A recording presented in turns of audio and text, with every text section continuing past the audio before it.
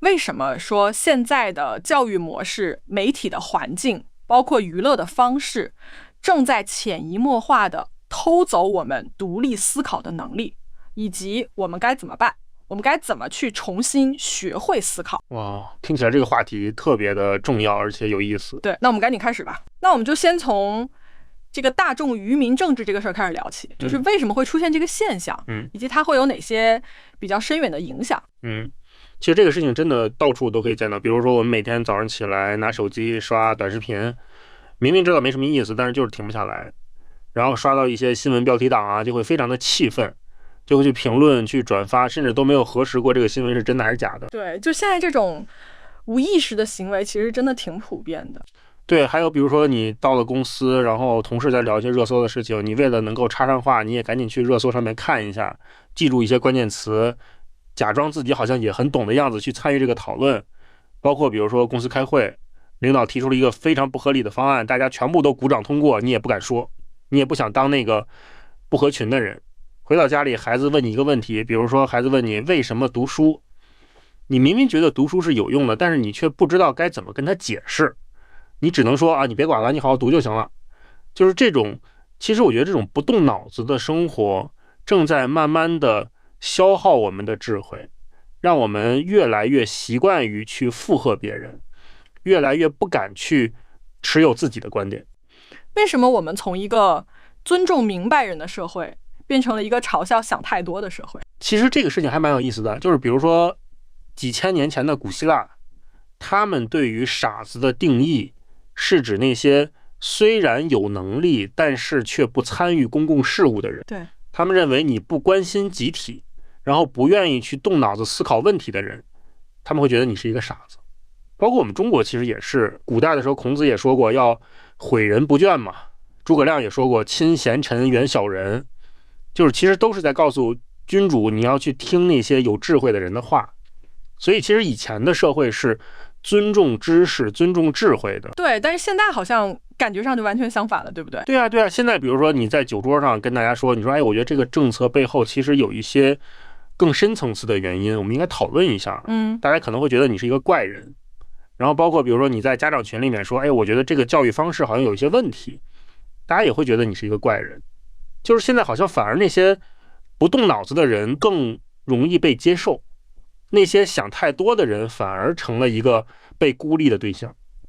其实这个事情背后，我觉得还有一个原因，就是现在这个社会信息的复杂程度太高了。就是当你想要去深入研究一个事情的时候，你会发现你要花费大量的时间和精力，而且你最后得出来的结论还不一定能够被人接受，甚至你可能会被攻击。所以久而久之，大家就会觉得我何必呢？我就跟着大家说呗，我就简单化呗。所以这个其实也是助长了这种愚民化的这个教育的流水线、媒体的情绪化、社交平台的极端化、娱乐方式的成瘾性，这些东西是怎么来的？是有人在故意设计吗？其实这个事情我觉得就跟游乐场的过山车一样，看似你是在自由的尖叫，但是其实你的轨道是被固定好的。就这些东西其实都是被设计出来的。就是手机里面的每一个 app， 它的每一个按钮、每一次推送都是为了让你停不下来，都是为了让你不用思考。就像以前我们说教育是为了授人以渔嘛，就是我教给你怎么去思考。但是现在的教育越来越像是一个工厂的流水线，就是它要把你塑造成一个标准化的产品，然后把你的那个不听话的个性全都磨掉。对，所以这个真的让人觉得细思极恐啊。对啊，然后包括媒体，它就是利用这种情绪化的标题去操控你的感情。比如说之前有一些谣言啊，说什么超市的白菜是被甲醛泡过的，大家就会非常的愤怒，就会去转发。包括它会经常制造一些对立，比如说医患矛盾啊，比如说贫富差距啊，它会经常去制造这种对立，让大家变得越来越极端。包括社交媒体也是，你的每一次点赞、每一次评论都是被它的算法所设计好的，它就是要把你困在一个信息的回音室里面，让你只能够听到自己的声音，不断的去强化你自己的一些观点。包括娱乐产品就更不用说了，就是它就是一个计时奖励的机器，它就是让你沉溺在里面，让你没有时间去思考。如果大家都懒得去思考了，会给我们的社会和我们的生活带来什么样的深远的负面影响？其实当你懒得去思考的时候，你就会被别人很轻易的操控你的行为。比如说商家他可以很轻易的把一个劣质的产品包装成一个网红爆款，然后卖给你。比如说骗子他可以用一个非常简单的庞氏骗局就把你骗了。那更宏观一点的话，就是整个国家整个社会，如果大家都懒得去思考的话，就会很容易被一些别有用心的人去煽动去利用。比如说二战时期的德国就是一个非常典型的例子。对，所以这个真的让人觉得就是会有一种无力感，对不对？对，而且还会让你失去理解他人的能力，就是你会习惯用一些标签去定义别人。比如说这个人一看就是个穷人，这个人一看就是个失败者，然后你就会没有办法去真正的理解别人，最后就是你会变得很孤独，你会失去生活的意义，就你会觉得好像我每天就是这样忙忙碌碌的，但是我其实不知道我在忙什么。像现在很多年轻人他根本就不知道自己想要什么，但是他就会去跟风去考公务员，就会去跟风买一些奢侈品，就是他会失去方向感。我们怎么才能够重新找回我们失去的智慧？其实智慧这个东西它一直都在你的身体里面，它只是被你藏起来了，藏在了你的一些借口里面。比如说我图方便，或者说我怕麻烦，或者说我要跟大家一样。对，你要把这些借口拿掉，然后智慧就会出来。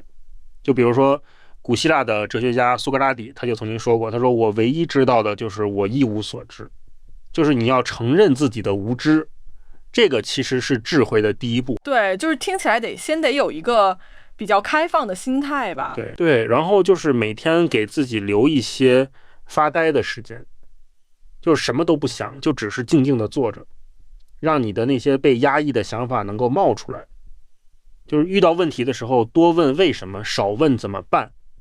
因为为什么是去探究它的本质，怎么办是去寻求一个解决方案。你只有探究到的本质，你才能够找到真正的解决方案。最后一个就是要走出去跟不同的人聊天，去理解那些跟你观点不一样的人，甚至要学会去接受你自己可能是错的。我们每一个人应该怎么去面对这种大众愚民政治？其实我觉得大众愚民政治最可怕的地方就在于它会让你觉得你不需要对自己负责，就是你会觉得我只是一个普通人，我只是大众的一员，但是其实这个世界上没有大众，只有一个一个的你和我。所以其实你怎么想，你怎么做是会影响这个世界的。就像黑暗中的一盏灯，你只要愿意点亮你自己，哪怕你只是点亮了你自己那一点点，这个光明也是可以扩散的。对，所以这个其实就赋予了我们每一个人更大的责任，对不对？对，没错，就是你可以选择，就是每天多问一些为什么，然后每天多花一些时间去思考，去理解别人的观点，甚至当你内心感到空虚的时候，你要去问问自己你到底想要什么。就是当你这样去做的时候，你其实就是在让智慧在你心中发芽，这个世界也会因为你这样小小的改变而变得更好一点点。好，行吧，今天我们聊了这么多关于这个大众愚民政治它是怎么形成的，它会有哪些深远的影响，以及我们该如何去应对，希望能够给大家带来一些思考，一些启发。